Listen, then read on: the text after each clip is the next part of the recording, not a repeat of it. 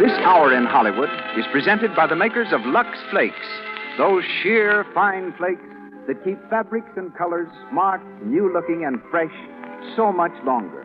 That's why they're used in all the leading studios, including Paramount, whose world-famous director now takes his place by the microphone. Ladies and gentlemen, Mr. Cecil B. DeMille.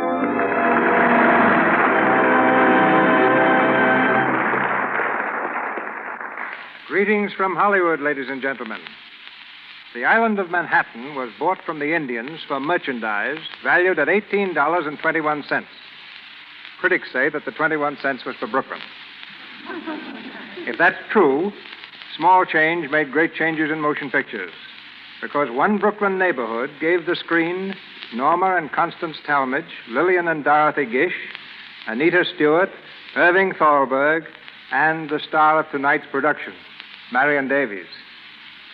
Known throughout the world for her generous support of deserving enterprises, Miss Davies' most famous charity is the Children's Clinic, built and maintained by her at Tortel, California. Throughout her career as artist model, chorus girl, Shakespearean actress, and picture star, she has preserved a refreshing wit. She's unexcelled as comedian and mimic. Her father was Judge Bernard J. Duras, a New York magistrate. And as a little girl, she often watched the drab parade of transgression and poverty that passed before his bench. In the role of the Brat, she plays a character that she's known since childhood. The courtroom in which our play opens might well have been the very room in which she and her father sat so many times. Co-starring with Miss Davies in tonight's drama is Joel McCrea as Steve Forrester, the black sheep of a wealthy New York family. Both Miss Davies and I claim to have discovered Joel, but I'll take that argument up with her a little later.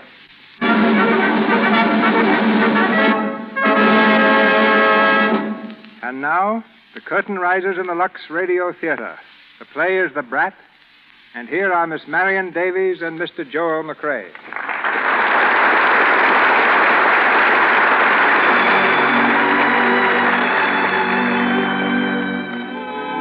On a dimly lighted side street in New York's West 50s, Manhattan's famous night court is in session. A restless crowd stares and murmurs. Along the wall is ranged a line of shabby miscreants. They shuffle uneasily in their places, waiting their turn before the bench. Next case. Daniel A. Fogarty. Here.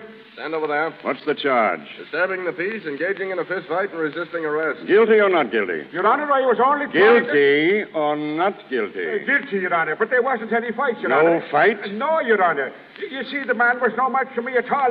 He was... That's enough. 10 days. 10 days? Why, Your Honor, Come no... on. Glory be, and what will I tell me old woman this time now? Stop it. Stop it. Let me go. I ain't done nothing. I ain't done anything. come on. Oh, you got no right to. Quiet. Lip now, none of your lip. What's the matter there, Orville? Order. Quiet. You ain't got no right to do this. Quiet. What's the matter, officer? This girl, Your Honor, she wouldn't come with me peaceful. I had to drag her for 6 blocks. But I ain't done nothing, Judge. Honest, I ain't. Just a moment. What's the charge, officer? Vagrancy, Your Honor. Vagrancy. Well, young lady, anything to say? No, sir. Why not? Because I don't know what it means. Quiet. Order. What's your name? Peggy McLaren. And where do you live, Peggy? I don't live anywheres now. You have no home? No, sir. You see, I just come out of the hospital a couple of days ago. I was sick. I went back to the dance hall on Delancey Street where I used to work. Only they wouldn't give me my job back again because they said I got too skinny. And I didn't have no money or nothing, so I didn't have no place to go. I see. Well, that's what we mean by vagrancy. People who have no jobs and no homes are called vagrants. So you arrest him. That's fine, that is. How can a guy get a job or a home when you got him locked up in the jug? Order! You don't seem to understand, Peggy. We don't arrest vagrants as criminals. We do it for their own good, to take them off the streets. That cop of yours took me off the street all right. He almost broke me arm. Well, you should have come with him peacefully. Now tell me, before you went to the hospital, where did you live then? Delancey and Cooper Street. I lived there with an old lady. She said she was my aunt. She said she was your aunt. Yeah, I didn't know her so well personally. Why didn't you go back to her? Well, I wanted to. But when she found out I didn't have no job and couldn't bring her no wages, she said she wasn't my aunt no more. You have no one else you could go to? No parents? No, sir. I ain't had any parents since I can remember. Well, I'm afraid there's only one thing we can do. You ain't going to send me up. Not to jail. Oh, no, of course not. But for your own protection, I think we'll have to put you somewhere where you can get the proper care and nourishment until you get on your feet again. You mean a home? Yes, a home for girls. Oh, no, Judge, please. Don't send me to one of those places. Please don't send me. No, it's not so bad as that. But I don't want to go. I'll get a job again. Give me a chance, please. Oh, please, give me a chance. Now, there's no use crying here. Look up here. Your Honor. Yes? Oh, good evening, Macmillan. May I speak to you a moment? I'm sorry, but... It's about this case. Oh, I'd like to speak to you alone. of course. Now, you go over there and sit down, young lady. And please try to stop crying. Come into my chambers, will you, Macmillan?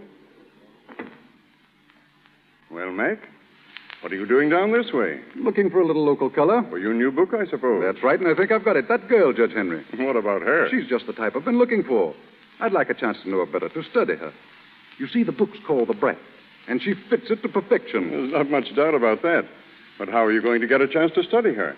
I mean... Well, here's the way I see it. If I could take her home with me for a few months... Take her home?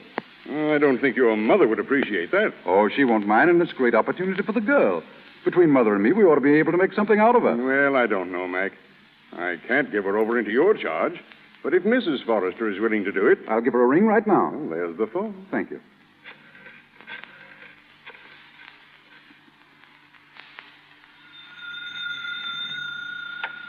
Hello?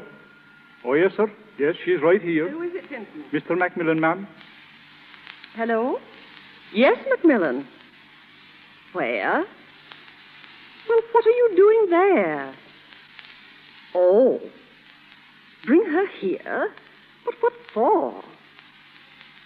Well, of course, if you want to, Macmillan, but I really don't see... Well, very well, dear. Yes, I will. Goodbye, dear. Simpson. Yes, Mrs. Forrester? My son is bringing a young lady home with him. Have some sandwiches and coffee ready, please. Very good, ma'am.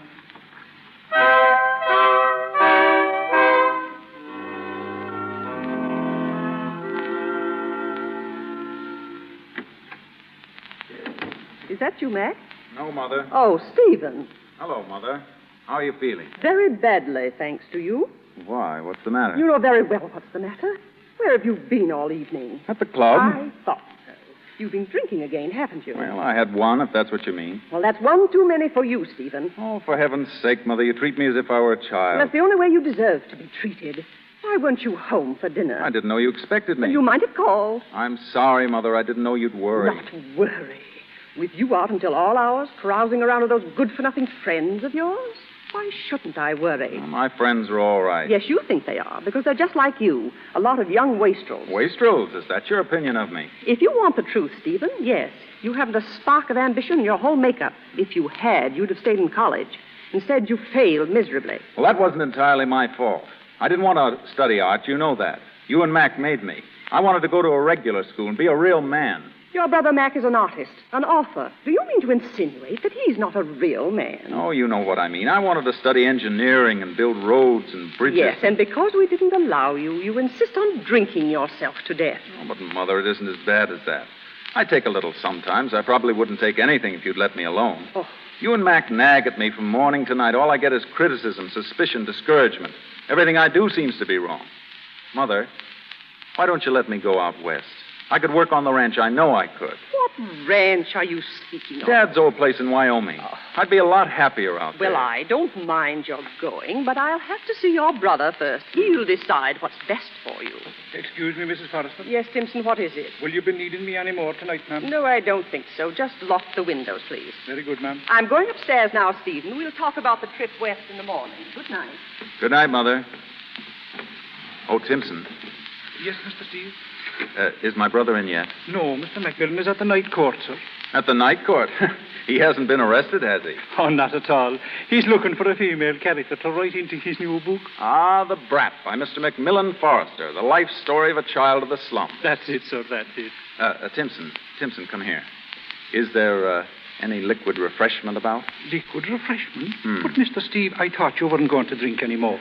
I was merely crippled with good intentions. At your age, sir. Age is a mental condition, Timpson. A moment ago, I was a pure old man. Just now, I'm a bad boy about to play hooky from school. Ah, you're a bit of a tall talker like your father, Mr. Steve. He could say 40 words and there wouldn't be a bit of sense in 39 of them. I'm like my father, eh? I don't remember him very well.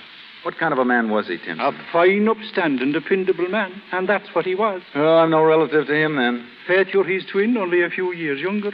No, Timpson, you're all wrong. You know what I am? I'm a wastrel, Timpson. I haven't a spark of ambition. I was even fired out of college. Yes, sir. Sure, I heard your mother speak of it, sir. Yes, I'll bet you have. Now, what about that little nip? Are you sure it's all right, sir? No, Mrs. Forrester said... Never mind that now, Timpson. Give me the keys to the closet. Oh, I can't do that, sir. But listen, I'll go upstairs with you and see if I can't find some... Ah, now you're talking, Timpson. Come on.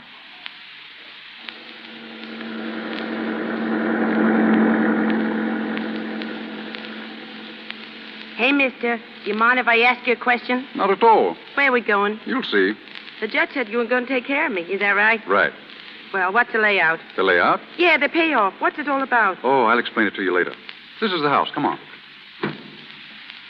Are you sure it's all right? Of course. I mean, nobody's going to get sore or nothing. I don't think so. There we are. Go ahead. Thanks. Say, is this where you're bored? Well, yes, in a manner of speaking. Gee, it's a swell dump, all right. Not so bad. Real fireplace and everything. Brr, me mitts hair froze. Sit down. I think you'll find this chair pretty comfortable. No, I guess I'd get it dirty. I've been walking around in the mud all day. All day? Yeah, it's been a long day, too. I didn't know I was so tired till I sat down in your automobile. Well, why didn't you take a little nap on the way up? I can't sleep if I'm scared. Scared? You're not scared now, are you? Uh-huh. Well, nothing's going to hurt you here. Well, how hungry are you? Well, I had a cup of coffee for breakfast. Nothing since? Nope. Well, I'll see if I can't hustle up a sandwich for you. Make mine a hamburger. I don't believe there's a bit of hamburger in the house. Wouldn't chicken do? Chicken? Ah, you're kidding me. No, I'm not. If everybody hasn't gone to bed, we'll have a bite of supper together. Wait. I wouldn't ring that bell if I was you. Why not? Well, if you get your landlady up, she'll be awful sore on you. Don't worry. She's used to me by this time. Sit down. Well, I guess I can take a chance. Hey, Pipe, what's coming down the stairs? Is that your father? Hardly. His name is Timpson. Well, you do the swearing. I won't say a word. You rang, sir? Yes, Timpson. I want you to get a few sandwiches and a pot of hot coffee, and make the sandwiches thick. The sandwiches are already made, sir. Good. Rush them along, will you, Timpson? Very good, sir. He's a mean-looking old guy, ain't he? I never seen a landlady's husband yet that wasn't a grouch. Wouldn't you like to take off your coat? Yeah, I guess so. You didn't seem to like the night court. I wasn't ever there before. I guess you laughed the way I was, carrying on so. No, why should I? 'Cause I was so green. Where were you when they picked you up? Sitting on a bench. I was scared stiff the way that cop spoke to me. Why didn't you come with him when he asked you to? I don't know. Say, you're awful nosy, ain't you? That's my business. I'm a writer. I like to find things out. Then you put him in the newspaper? No, I put them in a book, and then I sell the book. Oh. Don't you get awful tired walking from house to house? Say, what if you had shoes like mine? They was given to me in the hospital. When I get rich someday, I'm going to have 2 pairs of shoes, so I won't know which ones to put on. When you get rich? Well, I can't make you rich, but I might be able to help you a little. How do you mean? Well, right now, you have no home, no relatives, no friends. Nothing. If you left here now, you'd have no place at all to go, would you? Nope. Well, you don't have to leave. I'd like you to stay. Here, in this place? Yes, I need someone to work with me, sort of a secretary. And I'm sure my mother could find something for you to do. In return, we can offer you a good home, good clothes, and good food. Then it'd be like I was working here? You've given me a regular job? Yes. Oh, gee. Oh, gosh, mister, that's just swell of you. Yeah, please. You mustn't do that. Take my handkerchief. Handkerchief? It looks like a towel. Now, no more tears. No. Nary one. The sandwiches, Mr. Macmillan? Oh, yes, put them down over here, Timpson. All right, sir. There we are. Now, young lady, Oh, look, a whole flock of them. Which one can I have? anyone you like. Thanks. Oh, gee, look at the letters. Gee, you're rich, ain't you? Do you want your coffee now? I can't swallow only one thing at a time. Do you want cream, sugar, or both? Don't ask me nothing for a while. Me ears is busy. Listening to me teeth chew. Your coffee, miss? Papa-dough. I beg your pardon. Papa-dough. Timpson, she means put it down. Oh, I'm sorry, sir. Say, he don't understand much English, does he? Not much. I beg your pardon, sir. Timpson, will you run upstairs and see if my mother's still awake? If she is, ask her to come down here, please. Very good, sir. Excuse me. Hello. Oh, hello, Angela. Yes, I just got in. What? Oh, I'm sorry, Angela. I forgot all about it. I went downtown to the night court and I... Oh, please don't be angry, Angela. Listen, meet me tomorrow for lunch, and I'll tell you all about it. Yes, at the Ritz, will you? All right. Good night, Angela. Angela. Is that a dame? It's a girl, if that's what you mean. Oh, a real high-class dame, huh? Uh-huh. What's the matter, getting a little sleepy? Yeah, I wish I could die right now. Well, why wish that? Because my stomach is so happy. Well, there are some more sandwiches left. You'll have to finish them. Gee, I don't think I can hold them. Can I save this big one till tomorrow? Certainly, if you wish. Oh, gosh. It's nice and warm in here. Tell me, why didn't you apply to some benevolent association? There are plenty scattered over the city. At least I've always heard there were. Why didn't you go to one of them? I said, why didn't you... Are you asleep? All tuckered out.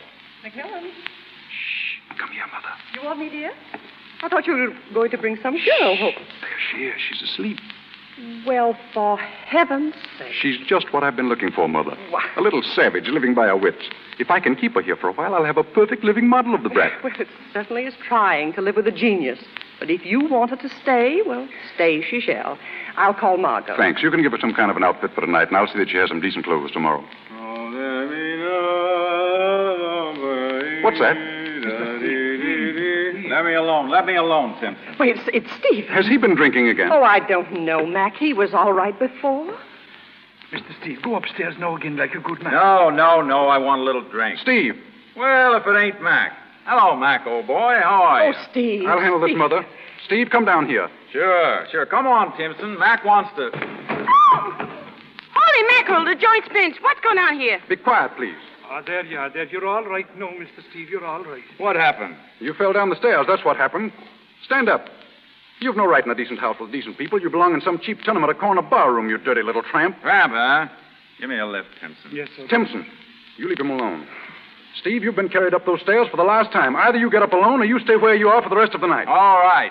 I'll get up alone. Why don't you let the old guy help him? He can't get up alone. You keep out of this, please. What are you picking on him for, all of you? Who is he anyway? He's my son. Well, get a move on you then and put him to bed. What the deuce is the matter with you fellas? Come on, buddy. I'll give you a hand myself.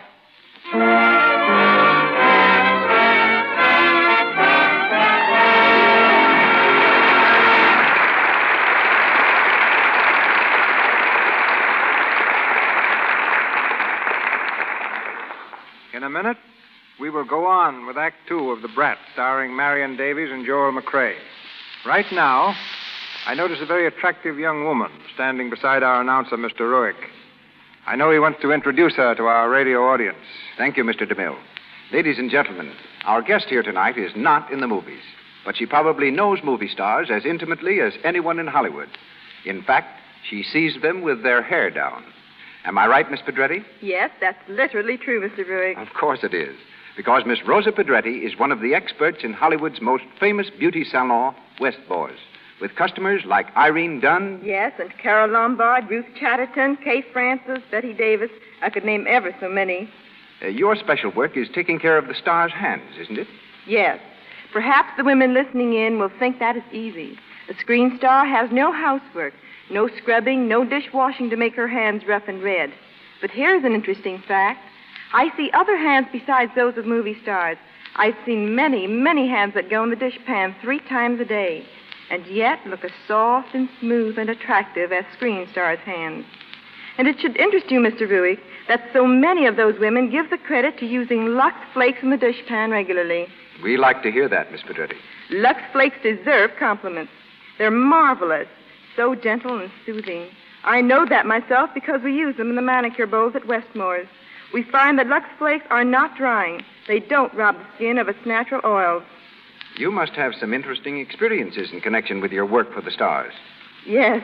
For instance, the other day Ruth Chatterton thought she'd like to ride down Sunset Boulevard on a motorcycle. She did, with William Wyler, her director in Dodsworth. Next morning, she was dressing for a scene in the picture and discovered that she had broken a nail. A calamity in a close-up. But Westmore fixed it up. Now, you're not going to tell me that you grow nails. Of course not. But we make them. Perfect ones of fireproof celluloid. Not very practical for everyday use, but fine in an emergency. Thank you, Miss Pedretti.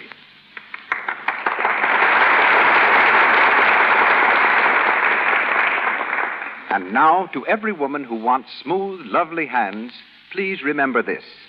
Be sure to use Lux Flakes for washing dishes, so you'll protect and beautify your hands. And once again, Mr. DeMille. We resume the story of the Brat, starring Marion Davies.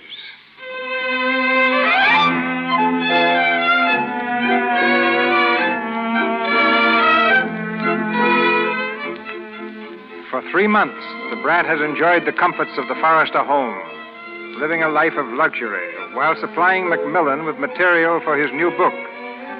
We find her sitting importantly in Macmillan's private study. As the telephone rings, she lifts the receiver and speaks in her best society manner. Hello? Hello? Who is it? Who is it speaking, please? Who is it? Say, listen, Lizzie. Mr. Forrester's a hard-working fella, and he ain't got no time to get with a skirt that won't give a moniker. Get me? That settles that. Well, if it isn't my old friend, the Brat. How are you, young lady? I beg your pardon, please. To whom would you speak in? I'm Mr. Macmillan Forrester's private secretary. Oh, well, I'm Mr. Macmillan's brother, Steve. You remember me, don't you? Oh, yeah. You're that funny-looking guy what lives here in this house. Right. Was you looking for somebody? Yes, I was looking for you. I ain't here. Come back next Tuesday. Steve, don't it beat the devil what good times me and you has? Certainly does beat the Dutch. Oh, that means you don't like for me to say devil. Does it? Maybe. All right, have it your way. I'll stand for it from you, but nobody else. Not nobody. Say, did you know that Mac was all through? Through with the book? Yeah, we're done. Ain't it swell? Yes. Well, when are you going away? Huh? Well, when are you leaving us? I ain't. You mean they're going to let you stay? Did Mac say so? What are you talking about, Steve? This is where I live. If it hadn't been for Mac, I would maybe be living in somebody's jail. But he wouldn't stand for it. He'd rather I lived where he lived. Yes, I know that, but you said the book was done, finished. Now what? I don't know. You going to that charity ball tonight? Oh, I don't know. I don't think so. Why not? Won't your ma let you? Oh, I guess she would. You ain't been drinking again and got her sore. Not a drop for 3 months. Oh, I'm awful glad, Steve. Thanks to you, little sister. Me? I didn't have nothing to do with it. Oh, yes, you did. You just say that because you like me. Because I like you. Gee, you say that as if you mean it. Do I? Peggy, you've never been out west, have you? I've been as far as Jersey City. No, I mean way out west. Where men are men? Nah. How would you like to live out there? Why, is Mac going to move? No, he isn't. I am. Oh, you are? No, it's a wonderful place. Miles and miles of open country where you can ride all day long and never hear a sound. Just the singing of the wind in your ears. Yeah, and the moon of the cows. Oh, you wouldn't care to go out there, I guess. Oh, me? Nah, it's too lonesome. Besides, I can get all that kind of stuff I want watching a Western movie. Oh, yes, I suppose you can. Hello. Oh, hello, Mac. What are you doing here, Steve? Well, I wanted to speak to you about something. Anything important? No, not very. Well, I'm going to be rather busy just now. Oh, all right. Well, I'll be back later then. I'll be here. Is anything wrong, Mr. Mac? What? No, of course not. You look kind of funny. I thought maybe you was mad or something. No, not mad, just tired. Hand me that manuscript, will you? No, please. Don't read any more today. You'll make yourself sick working so hard. You certainly take good care of me, don't you? Why not? You took pretty good care of me once. You know, Brat, you've grown amazingly the last couple of months. Yeah, I guess it's because I've been eating regular. Oh, boy, is that a pleasure. Does food mean so much to you? Nah, I don't care. Only when I got to go without it for a long time, I kind of miss it. Did you see the flower I put on your desk? Well, thank you. Ah, that's all right. I swiped it. Well, it's very wrong for little girls to swipe things. I suppose you knew that. Oh, flowers ain't stealing. They belong to everybody. You know, I've a half mind to write a sequel to you. What's a sequel? It's another book. Oh, is me and Richard going to be in it like we was before? Aye, not me. Is I and Richard going to be in it like we was, huh? Perhaps. He could come back after 10 years or so. No, we could, eh? And what would I do? I don't know. Maybe you'd take him back. No. No? I don't believe you like Richard. Oh, I like him all right, but he never asked me to marry him. That made me kind of sore. Suppose he had asked you. I would have said, oh, ever since the hours I spent with you, dear heart, the sands of the desert grow more colder, so therefore I will be your bride, and the world is mine. Nonsense. You know you don't talk like that. Of course I don't, but it's all right in the book. Go on, tell me about the sequel, yeah. All right.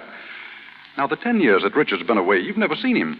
But you've loved him all that time. Uh-huh. So when he returns again, he admits that he's been wrong. He takes you in his arms, like this, and he says, I know I'm to blame, dear. I was a young fool. I didn't understand love. I didn't realize the power of it, the beauty and gladness of it. And now I've found you again and home, my dear. I love you. I love you. What would you say to that? You're a liar. What? No, not you. I mean Richard. That's what I'd say to Richard. Well, I'm afraid that'd finish the sequel right there. Oh, no, please go on. Excuse me, sir. What is it, Simpson? Mrs. Forrester would like to see the young lady, sir. What for? Something about trying on a costume, sir. Oh, I know. It's the dress I'm going to wear at the charity benefit tonight. The one I'm going to do the dance in. Oh, well, run along then. All right. So long. See you later, Mr. Mack.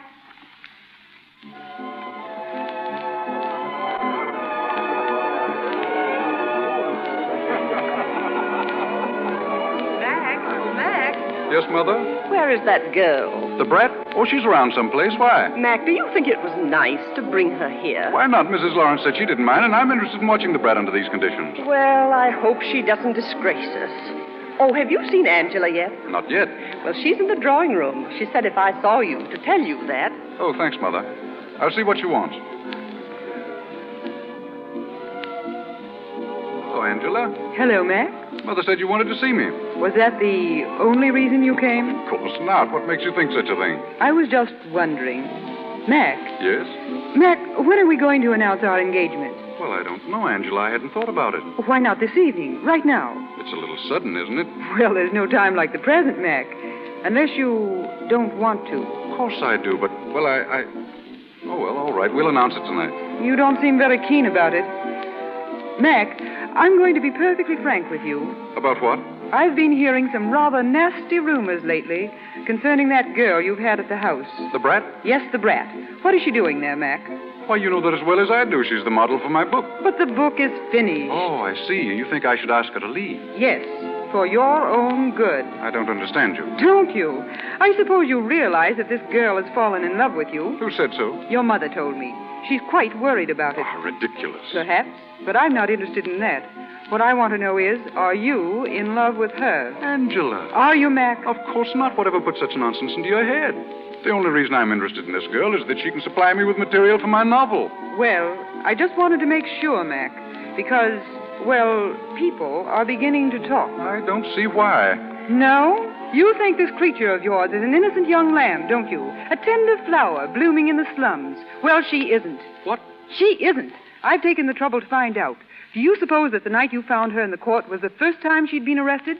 You mean she's been arrested before that? Of course. On what charge? Suppose we call it vagrancy? Angela, are you sure of this? Yes, I am. I've investigated the case thoroughly.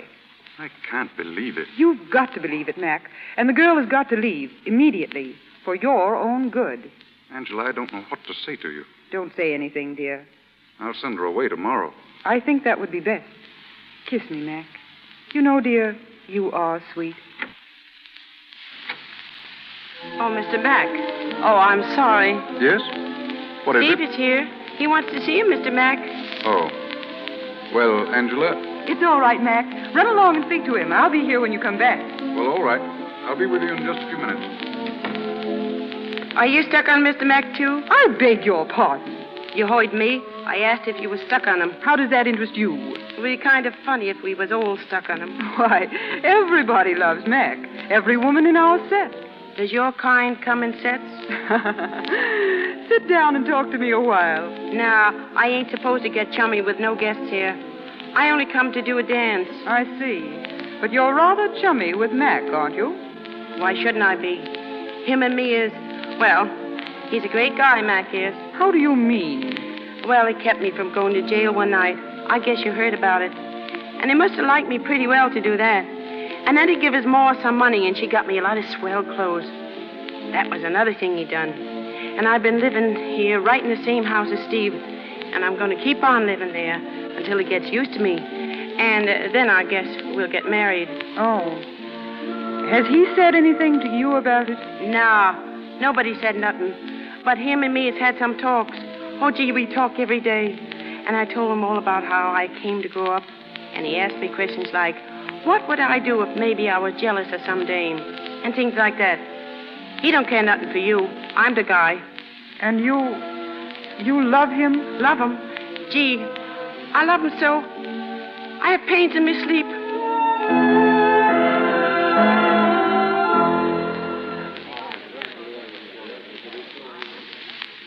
I thought you weren't going to come, Steve. I wasn't, but I decided to leave for the ranch tonight. I've come to say goodbye. So you're really going? Mother gave you the money, I suppose. Yes. How much did she give you? 200 cash and a railroad ticket. Round trip? One way. Well, I hope you make it pay. I'll have to. Keep away from bar rooms and you won't have any trouble. If I don't, you'll never hear of it. Say, before I go, there's something I want to ask you. Yes? This book of yours, I suppose you'll make a fortune on it. The Brat? Oh, perhaps. What does the girl get out of it? The time of her young life. Is that all? Certainly. For the past 3 months, she's had a good home and plenty of clothes, and as a crowning joy, she's making her debut here in society tonight. And tomorrow? Tomorrow, she's free to go where she pleases. Is it quite fair to turn her back to the slums again? Why not? That's where I found her. I know, but perhaps you haven't realized that 3 months spent in an environment like this means a lot to a youngster like her. She may be different now. They're never different, that kind. She's already different. See here, I don't propose to have my judgment or my actions questioned by anyone, least of all you. You talk as if you were her big brother. Well, I am her big brother, and I'm going to see that she isn't kicked out of here to starve. What are you talking about? I'm not kicking her out. I'm letting her go. Where? That's none of your business, and if you don't mind, we'll drop this discussion right here. Excuse me.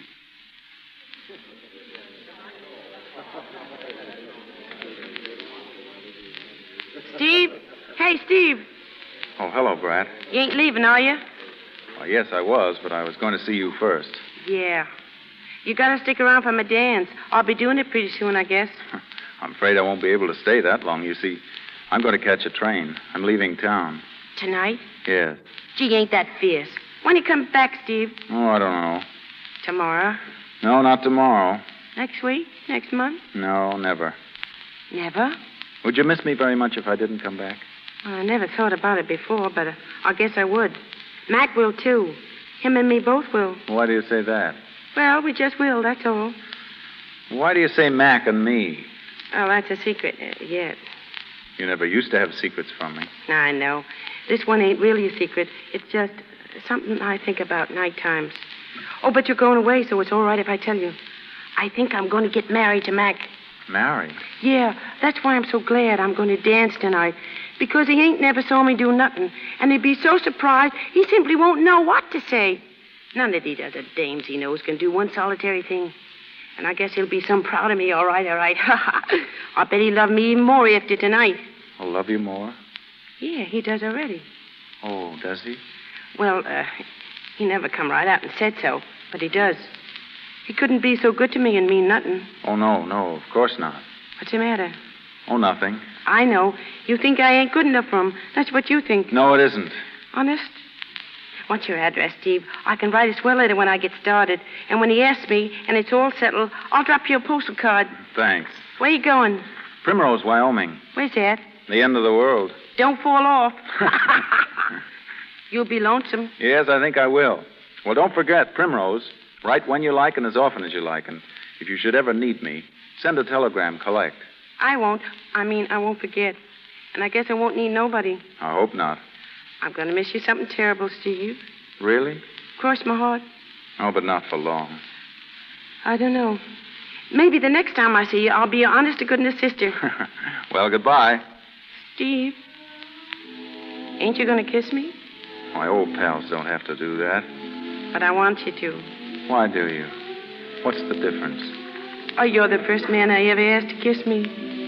We've been all the time together, and we talk so much that I guess I know you better than anybody else around here. I've been afraid to say a lot of things to the rest, but it was different with you. I could cuss and swear all I wanted to. And you're wise to so many things that Mac, well, even he ain't wise to. We were just pals. That was it. And I don't know whatever I'm going to do when you're gone. Gee, kid, Will you kiss me now? Sure. Sure I will. Oh. Well, so long, Brat. Steve? So long. Oh, gosh. It was him. It was Steve all the time, and I didn't know it.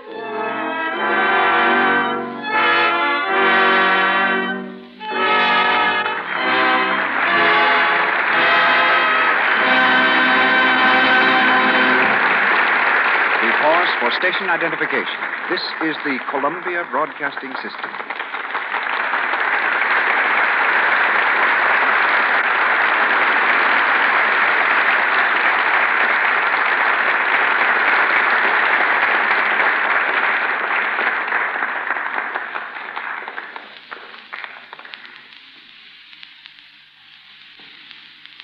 Our play, The Brat, starring Marion Davies with Joel McCrae, comes to you from the Lux Radio Theater in Hollywood. You will hear the third act shortly. Clothes may not make the man, but in Hollywood, men make the clothes. Hollywood creates more styles than Paris, and a man responsible for many of them is with us tonight. Formerly a painter of murals and portraits, he's now stylist for the stars at Warner Brothers, First National, and Cosmopolitan Studios. Ladies and gentlemen, Mr. Ora Kelly.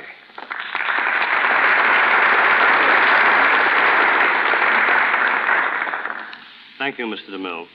As one whose job it is to please the eye, it seems very odd to be working for an invisible audience. Before meeting Miss Davies a few years ago, I had been warned she had a wonderful sense of style, and I anticipated lots of clashes. But I found her a real person, lovely of face and possessing what every stylist prays for, a superb figure.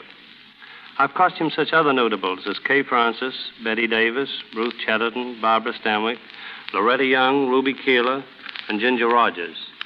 On the screen, you see these stars at their best. In the fitting room, I see them at their worst, tired and harassed after long hours of standing while the fitters fuss and pin. Without exception, their patience is amazing. Kay Francis, like Miss Davies, is one of my favorites, insisting on smart simplicity in her gowns, as I think her next picture, The House of Fashion, will prove. This picture provides my first big opportunity to influence style. I have injected a Persian trend into all the costumes, but try to do it subtly. Both evening and daytime dresses will suggest a trouser effect. Coats will have perfectly straight lines, and with these, they will wear turbans, small for daytime and large for evening. Nothing will be radical. I've been inclined to underplay styles so that the smart and knowing woman will be able to adopt them. You, as a man of many modes, for stars of many moods, perhaps can tell us who's the best-dressed woman in Hollywood. Well, Kay Francis has been named many times, although Anita Louise has an amazing influence on youthful styles. College girls particularly copy her. Olivia de Havilland is another who must be counted on for future fashion importance. But whatever dresses we make, they must be made to last. Through our experience, we at Warner Brothers have learned that as far as washables are concerned, Lux Flakes can always be counted on to keep colors fresh and fabrics looking like new. As for fall styles, I think you are going to see a tendency towards simplicity, thanks in part to the movies. Line and contour give the best effects and incidentally enable the public to apply the styles easily. My advice to you is concentrate on line. Thank you. Thank you.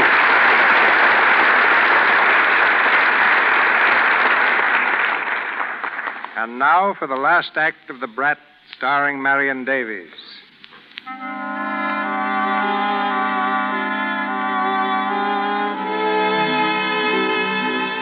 It is late the same evening.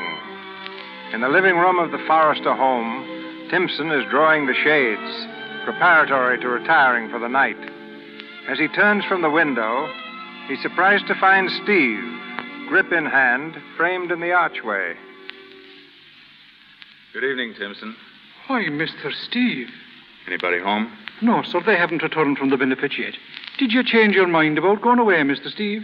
No, but the train wouldn't hang around the station till I figured the whole thing out, so I missed it. You did now. And you're home for the night. Wrong again. I came back to ask you to do me a favor. I don't know whether you know it or not, but tomorrow the Brat gets canned. What? Canned, sir? Yeah, Mac's going to throw her out in the street again. Oh, but he can't do that, sir. He not only can, but he will. See here, Tim. You've got to do something for me. I've got $200 here, and I want you to take 100 of it and give it to her just before she goes. It'll keep her until she gets work. You needn't say where it came from. Will you do this for me? We will indeed, sir. Good. That settles the whole matter. And will you be leaving at this hour, Mr. Steve? Well, there's a train out at daylight. Then why don't you take a little bit of a rest up in your room, sir? It's nice and warm there, and no one will be a bit the wiser. That's a good idea, Tim. But don't tell anyone I'm here. I wouldn't have them know I came back for $1 million. There's the bell, sir. You'd better hurry up. Remember, not a word to a soul until I'm gone. No, sir, I won't say one word. Hello, Timpson. Well, are you all by yourself, miss? Yeah, I didn't like the joint much, so I scrammed. And what was the trouble, miss? Why didn't you like it? They wouldn't let me do my dance. Do you tell me so? And I practiced it all morning, making believe the phonograph was an orchestra. Musha, between fooling yourself and being fooled by your friends, 'tis a queer world. Let me take your coat, miss. No, please. Leave me wear it for a while. It's the last chance I'll ever get. How's that, miss? Nobody knows it yet, but I'm going away tomorrow. You made up your mind kind of suddenly. Well, I do things that way, and then think 'em over later. Sometimes I'm wrong, but I'm most usual wrong. Oh, yes, miss. Timpson, how far is it to Primrose? And what would you be doing in Primrose? Steve's there, and I want to go to him. Oh, glory be, but I'm glad to hear you say that now. You like him, Tim? Faith I do. He's a fine lad. Why didn't you say so? I thought you was in with the rest of them around here, always treating him like he was in the way. No, he'll not be in their way any longer, miss. Or I won't neither. You only like him. I love him. And it's too late. You love him? Yeah. But I handed him such a line of talk about the other that he shut his trap and beat it. And who was the other one? That part of it's awful silly. At first I was crazy about Mac. What, Mr. Macmillan? Well, I wasn't real crazy, but I thought I was. You know how them kids get daffy over the fellas in the movies? That was me. I didn't know no better. But I do now. Are you sure? Oh, yeah. How sure? I can't tell you without swearing.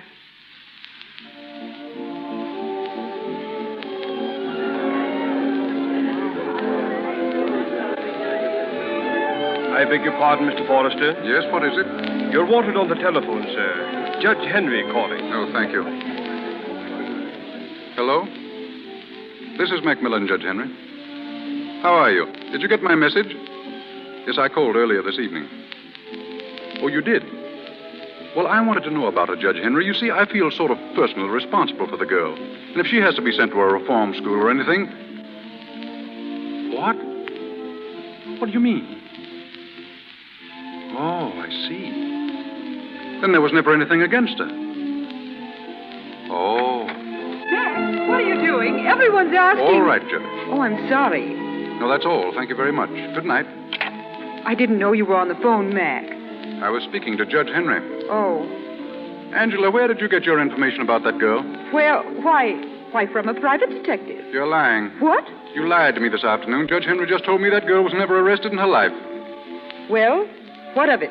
Then you admit you lied. If you must know, yes. You didn't believe me when I told you I didn't love her, did you? You thought you had to blacken her character to make sure. Mac, listen to me. You must have known the truth about this would come out sometime. I didn't care. I see. And that's why you were so anxious to announce our engagement. You played your cards very well, Angela. Oh, please, Mac, don't talk like that. Don't you understand it? It was because I love you. Yes, you had a peculiar way of showing it. You don't really love this girl. What difference does that make now? Can I take that bundle downstairs for you, Alana? Nah, don't bother, Timpson. I'll do it myself. Hello. Oh, I didn't hear you come in, Mr. Mac. Where are you going? Me? I'm going back where I started from. What have you got in that bundle? My clothes. Anything else? You didn't give me nothing else, did you? No. And there ain't nothing else in here. So you're leaving us. Don't you like it here? Nah, it's too frosty.